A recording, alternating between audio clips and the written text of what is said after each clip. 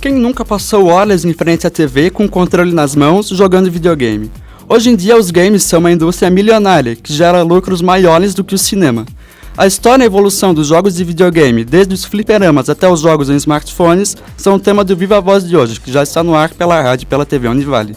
Comigo também acadêmico de jornalismo, Lucas Gabriel. Boa tarde, Lucas. Boa tarde, Ellison. Boa tarde para você ligado na rádio e na TV Univale.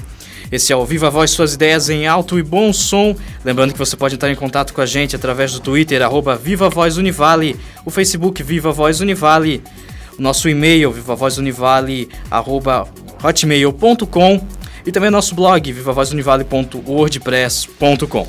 O nosso convidado de hoje é o professor do curso de Design de Jogos e Entretenimento Digital da Univale, Thiago Fricanha. Boa tarde, Thiago. E aí, tudo bem? Thiago, muito bem, vamos começar de novidade mesmo. Agora aqui no finalzinho do mês, agora teve a E3. Quais são as novidades que essa feira trouxe agora para os jogos? Ela sempre traz novidades, é lógico, né? Mas o que tem de novo agora nessa geração? Bom, acho que a gente pode começar falando principalmente pela vinda dos jogos que as novas gerações de videogame estão agora suportando, né? Então a gente entrou aí no fim do ano passado, a E3 foi o grande palco de lançamento da geração atual, né? A gente não pode mais chamar de nova geração, porque já tem há um ano aí no mercado, então a geração atual foi apresentada na E3 do ano passado, e esse ano as empresas, logicamente, apresentaram então os jogos para essa geração. Até então a gente teve um problema, né? um gap aí de lançamento de títulos para essa geração, e agora a E3 ela serviu como um grande palco para as empresas e para as third parties apresentarem realmente o que está acontecendo nessa geração atual. E também foi um grande momento de recuperação da Nintendo, que vinha tendo prejuízos ano após ano, com o lançamento do videogame deles, o Wii U.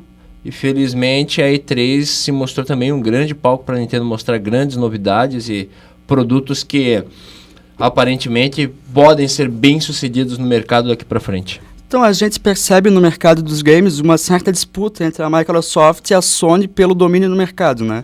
Na tua opinião, quem leva vantagem nessa disputa? Tecnicamente, hoje a Sony ela se apresenta com um produto melhor.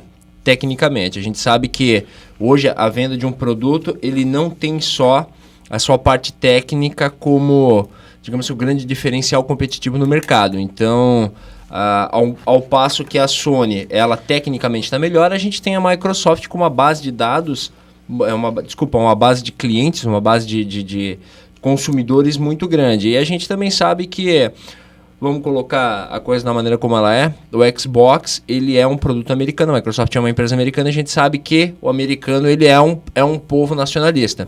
Então, nos Estados Unidos, a base do Xbox ela tem um público bastante fiel. Então, ao passo que a Sony ela domina o mercado fora dos Estados Unidos, nos Estados Unidos, que é um dos principais mercados consumidores de videogame, a competição é bem acirrada, certo? Então, hoje, a gente tem uma venda maior dos videogames da Sony no mercado, isso é fato, tá?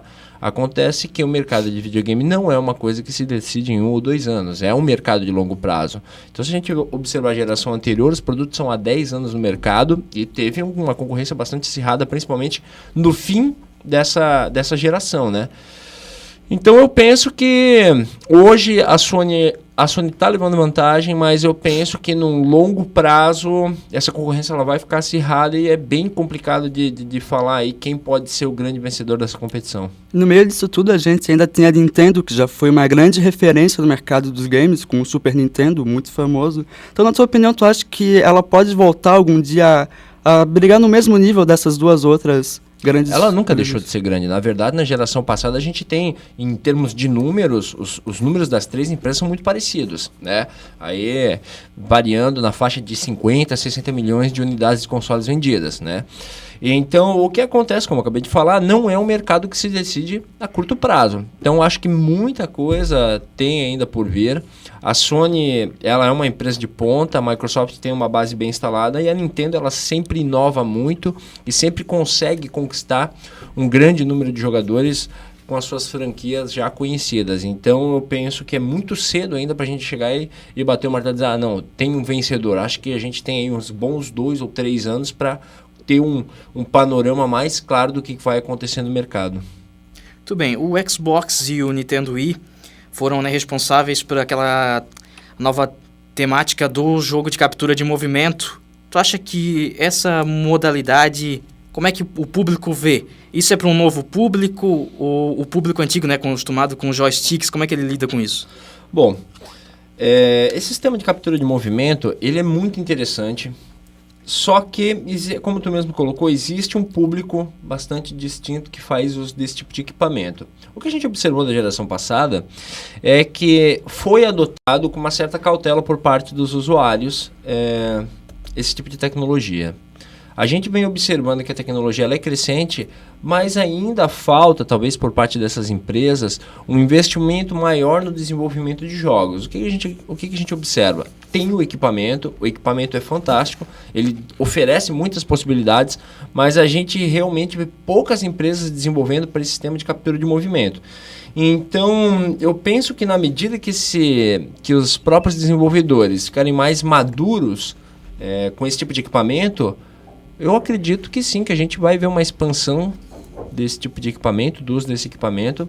E eu concordo, eu acho que novos jogadores estão sendo adicionados aí nesse market share todo aí por conta desse tipo de equipamento. Eu acho que os jogos de dança, eles mostram muito isso, né? Muitas pessoas que nunca tiveram muito interesse ou contato com videogame, de repente descobriram em jogos de dança, em jogos de captura de movimento, um grande fator de diversão, e por conta disso vieram adquirir um videogame, vieram comprar jogos. Então, eu penso que é sim, mas eu ainda acho que existe uma necessidade de amadurecimento por parte dos desenvolvedores, de entender exatamente que tipo de potencialidade que esse equipamento pode dar efetivamente para um videogame. Então, nessa questão de captura de movimentos, até que ponto um jogo pode reproduzir a realidade? Porque a gente tem exemplos em jogos de futebol, por exemplo, que usam um jogador humano mesmo como modelo para fazer a reprodução dos movimentos dele no jogo. Eu acho que não existe limite. O limite hoje ele é técnico. Então, tu tem uma capacidade técnica que ela te permite fazer algumas coisas. Hoje, o que está fazendo é uma aproximação grande da realidade, né? Mas a nossa capacidade hoje é técnica. Eu penso que dentro de um curto espaço de tempo a gente vai conseguir fazer uma reprodução muito fiel à realidade, porque a tecnologia ela acaba transcendendo os limites num curto espaço de tempo, né? Então a própria lei de Moore fala, né? A cada 2 anos, tecnicamente a gente dobra a velocidade do processamento e divide por 2 o tamanho dos componentes. Então, se a gente colocar isso numa perspectiva aí não muito longe, dentro de 10 anos a gente vai ter, com certeza, uma captura 1 para 1 real, né? De tudo que está acontecendo no mundo real para o mundo virtual. Eu acredito, sou muito otimista em relação a isso.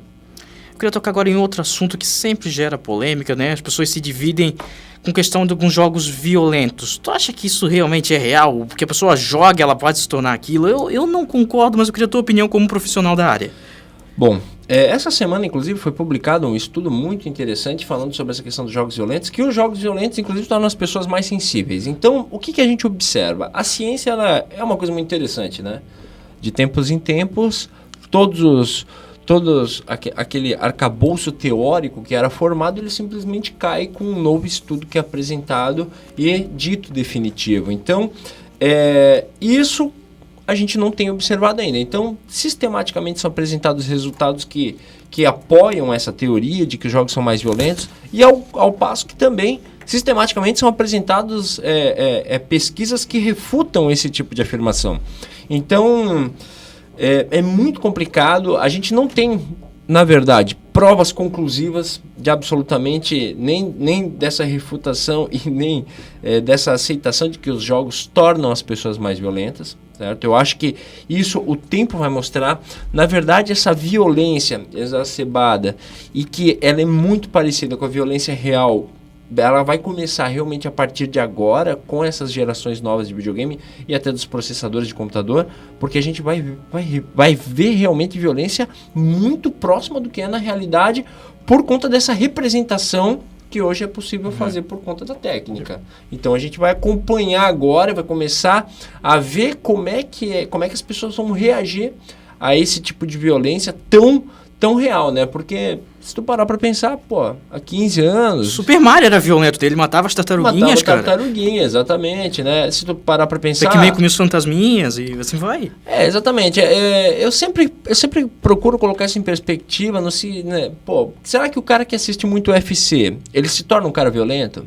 Será que um cara que assiste muito futebol que é violento se torna um cara violento? Então, são estudos que a gente não tem ainda um objeto conclusivo, mas que eu penso que são importantíssimos de serem feitos e a gente vai ver com certeza aí num espaço maior de tempo. Eu acredito que tem muitos profissionais dedicados a isso que sim, realmente a gente vai ter estudos pouco mais conclusivos. Mas hoje eu acho ainda muito complicado fazer qualquer tipo de afirmação.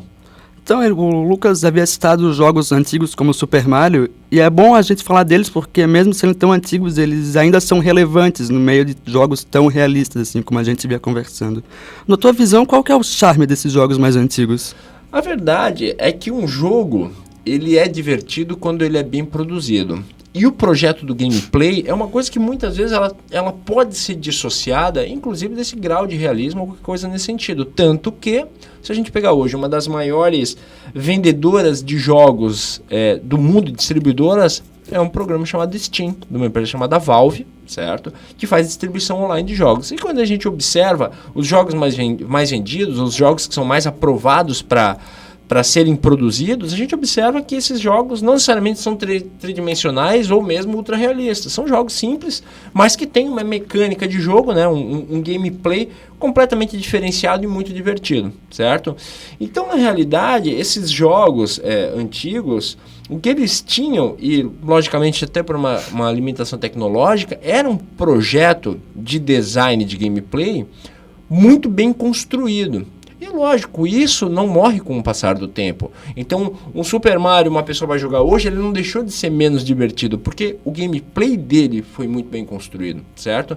Então, a gente sempre precisa deixar muito claro que uma coisa é o projeto do jogo, outra coisa é toda a representação visual que ele tem. E o bom projeto do jogo dá uma ênfase muito grande no gameplay, né? Que seria essa parte de diversão, efetivamente, do jogo. Então, quando o jogo tem um bom gameplay, pouco interessa, né, se ele é bonito ou feio, mas ele é divertido de qualquer maneira. Então até um exemplo, né, foi agora o Flappy Bird, né, que é um jogo teoricamente simples, né? Exatamente. E estourou com... Exatamente. Professor, para complementar, quero voltar agora um pouco mais, né, nas origens. Como é que foi o teu gosto por videogames? Como é que surgiu isso?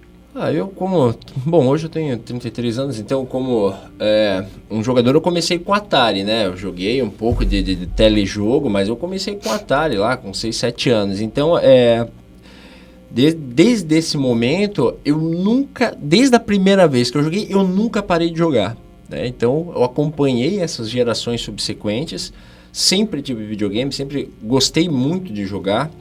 E teve um dado momento da minha vida que eu achei, não quero só jogar, eu também acho legal produzir jogos e tal. Então também fiz isso, comecei a produzir jogo e desde então eu tenho me envolvido sistematicamente com esse mundo, né? E é muito legal porque a gente tem, né? Podia passar um dia aqui inteiro citando bons jogos de todas essas plataformas, né? Então foi desde muito cedo, realmente. Eu penso que quem se interessa por videogame sempre começa muito cedo, né? Porque tem o contato, larga e não solta mais. Pega e não solta mais, né? Verdade. Então, sabe, qual é o teu jogo preferido? Não é o tipo de resposta que eu não consigo dar. O que tu joga hoje, então? Hoje, atualmente, eu estou jogando bastante jogo de corrida. Eu gosto muito de jogo de rally, eu tenho aqueles equipamentos periféricos, volante. Eu gosto muito de jogo musical, né? Rock band. Esses jogos que jogam com bateria, eu tenho tinha uma aspiração de ser baterista, não consegui realizar esse meu sonho, então ficou dando porrada na guitarra o final de semana todo, na guitarra, na bateria o final de semana todo. Mas eu gosto também de jogar Assassin's Creed, que é um jogo bem interessante, tem um gameplay muito interessante, eu gosto bastante de RPG, então gosto de jogar The Witcher, que é um jogo que agora vai ser a 3ª versão, um jogo fantástico. Eu procuro, na verdade, enquanto desenvolvedor, jogar de tudo. Eu não tenho muito preconceito contra o jogo. Então, assim, porque o jogo acaba sendo, para quem desenvolve, acaba sendo um grande motivo de estudo, né? Da mesma maneira que um cineasta assiste filme, né, e aprende técnicas e observa, quem desenvolve jogo acaba jogando também não só para se divertir, mas identificar o que está sendo feito, o que está sendo inserido ali, as técnicas que são usadas para se fazer coisas. Então, acaba que tu te diverte, mas também acaba virando uma grande análise, né, daquele tipo de produto. Então, eu procuro jogar de tudo, né? Mas hoje eu estou jogando bastante jogo de corrida, jogo musical, esse tipo de coisa. Então a gente agora vai para um rápido intervalinho e a gente já volta aqui com o Viva Voz sobre games.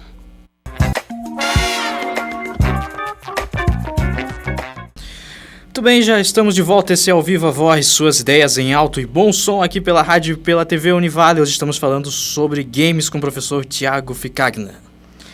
Então, Thiago, a gente tem aqui na Univale o curso de design de jogos. Qual que é a estrutura assim, desse curso? Bom, hoje o curso está muito bem estabelecido já, né? A gente já está, inclusive agora está acontecendo o período das bancas, então a gente está aí na 4ª turma já apresentando as bancas. E é um curso hoje que está estabelecido com excelentes laboratórios, com produção assídua. Então, realmente, a partir do 4º período, os alunos já estão produzindo jogos. A gente trabalha muito, assim, até o 2º, 3º período, trabalhando mais conceitos, alguma coisa de protótipos, e a partir do 4º período, o 5º período, produzindo jogos mesmo efetivamente. O 6º e o 7º período já entrando com o trabalho de graduação interdisciplinar. Então, no 7º período, o pessoal apresenta já um jogo de sua autoria. E eu vou dizer para ti que eu tenho ficado muito feliz porque as produções têm sido assim fantásticas, né? Por jogos maravilhosos, muito interessantes.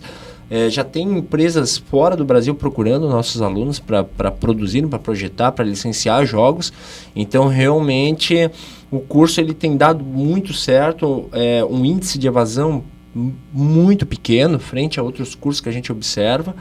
E a gente percebe, de uma maneira geral, que os alunos do curso estão muito contentes assim, com a própria produção e com o próprio curso. Então, é um trabalho que a gente tem feito sistematicamente, criação de laboratórios, campeonatos e tal, dentro do curso, que isso tem feito com que a gente fidelize muito o nosso aluno e que ele tenha bastante vontade assim, de participar e criar novos projetos. Então, tá sendo uma experiência muito, muito interessante, muito legal, assim.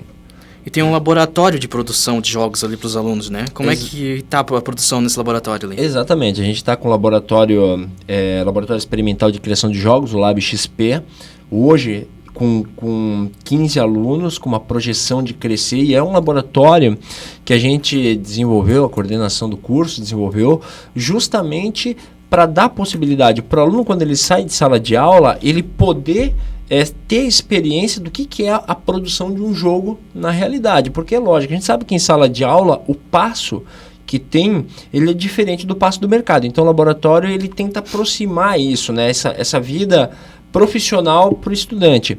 E a gente hoje está com 4 projetos em andamento, 2 em fase de finalização. Vai ser um jogo bem grande e são jogos que a gente quer usar, inclusive, para portfólio do curso, dado a qualidade, né, que esses jogos têm. E hoje a gente tem uma diversificação de plataforma. Então a gente tem 2 jogos voltados para mobile e um jogo para PC, e a gente quer trabalhar agora um jogo também para o sistema do OPA, né, da Univale, que mostra para os alunos de terceiro ano, de 2º grau, como é que é a universidade está. Então a gente também quer apresentar um jogo voltado para o OPA para mostrar o que a gente está fazendo dentro do curso. E depois que a pessoa acaba o curso, como é que é o mercado de trabalho nessa área? Hoje o mercado brasileiro ele é muito, muito emergente, né? Na verdade, ele está começando e tem muita condição de crescer realmente. Se a gente comparar com o mercado externo, principalmente Europa, Estados Unidos, é lógico que a gente ainda está muito, muito iniciando, né? A gente tem ainda alguns descompassos e tal. O mercado lá fora está muito mais maduro, mas a gente observa que a procura por esse tipo de produto ela é crescente. Eu também gosto de dar muita ênfase no seguinte: a gente tem um curso de design de jogos e entretenimento digital. Então o curso ele também prevê essa questão do entretenimento digital, que está ligado a várias áreas, que não necessariamente só a produção de jogos, mas redes sociais e muita coisa ligada à internet, que não necessariamente jogos. Então é um mercado emergente e o Brasil ele hoje está começando a criar uma mão de obra muito legal para efetivamente estourar.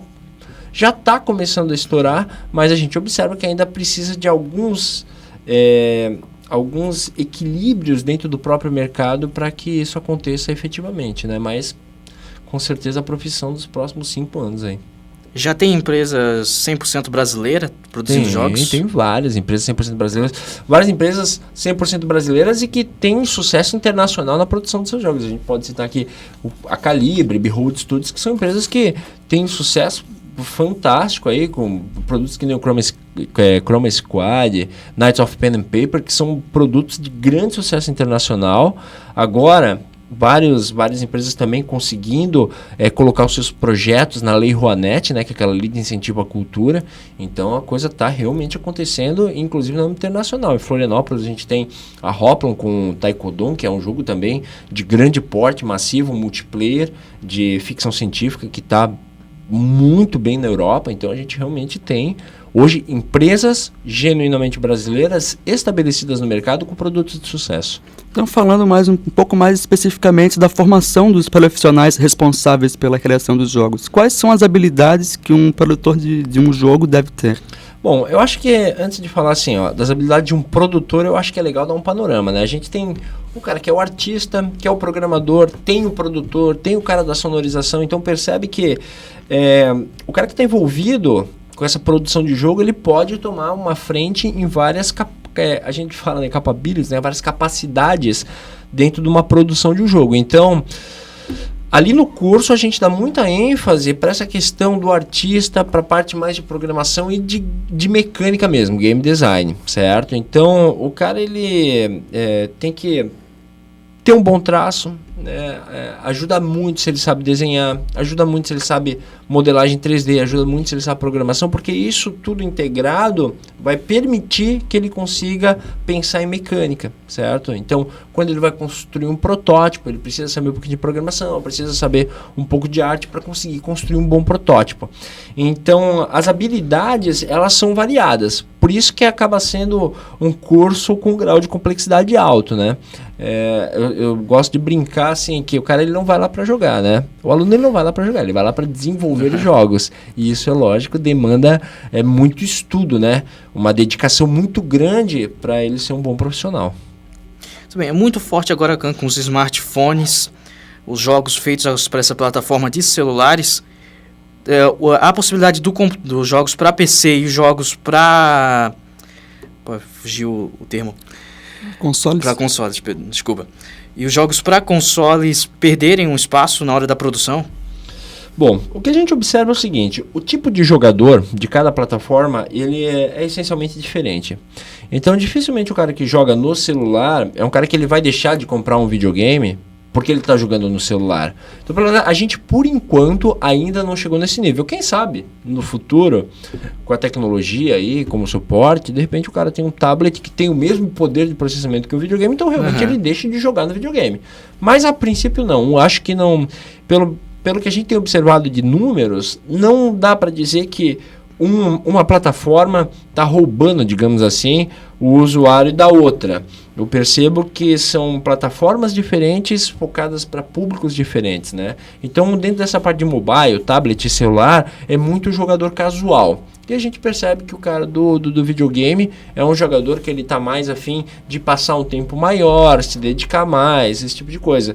E o usuário do PC, ele é normalmente um jogador mais entusiasta, né? Ele compra o jogo, ele joga vários jogos ao mesmo tempo, gosta de instalar muita modificação em cima do jogo, hackear o jogo para ver como é que faz, como é que acontece e tal. Então, são públicos diferentes para produtos diferentes. Então, não vejo hoje que há uma competição necessariamente entre as plataformas.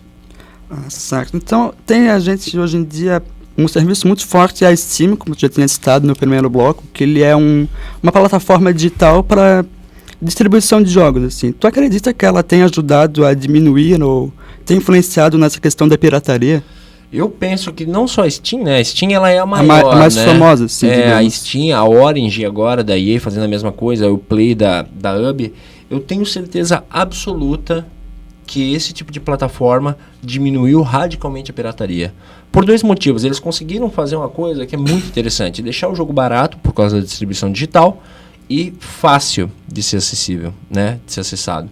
Então, à medida que tu possibilita para o usuário ele adquirir alguma coisa com facilidade, num preço que o usuário acha justo, não tem porquê ele ir para pirataria. Eu acho que o mercado de jogos conseguiu mostrar de uma maneira muito eficiente como se faz distribuição digital. Inclusive, eu acho que pode servir muito de exemplo para música e para filme, né? E se a gente pensar bem, existe um paralelo que pode ser traçado, né? A gente tem hoje Netflix, que faz essa distribuição por filme, e tem hoje uma base de assinantes de milhões de usuários, né? A própria Apple distribuindo música. Então eu penso que à medida que as pessoas têm acesso a um preço que elas consideram justas e com acesso facilitado para ter o produto, tu diminui a pirataria. E isso com certeza teve um impacto muito positivo para o desenvolvedor, porque a gente vive de produzir jogos, né? Então a pirataria acaba com o nosso ganha-pão. Então a gente tem 1 minuto, então só para finalizar, quais são as suas dicas para quem está ouvindo e pensa em entrar no mundo da produção de jogos? Bom, a minha dica principal é: seja encarnado, entendeu? Goste goste de desenvolver e pensar sobre jogos. Não só jogar, mas goste de pensar sobre desenvolvimento de jogos. Se o cara gostar de pensar sobre desenvolvimento, com certeza ele vai ser um forte candidato dentro do curso de design de jogos. Ah, certo. Então o Viva Voz fica por aqui. Hoje a gente falou com o Thiago Ficanha, professor do curso de Design de Jogos e Entretenimento Digital da Univale. Até o próximo Viva Voz. Muito obrigado pela sua companhia. Esse foi o Viva Voz, suas ideias em alto e bom som. Viva Voz, realização, curso de jornalismo do Centro de Ciências Sociais Aplicadas, Comunicação, Turismo e Lazer, e Pró-Reitoria de Pesquisa, Pós-Graduação, Extensão e Cultura, Propec da Univale. Produção e técnica, André Schlinwein, Ellison Guns, Fernanda Vieira e Jennifer Mânica. Coordenação, Lisa Lopes Correia.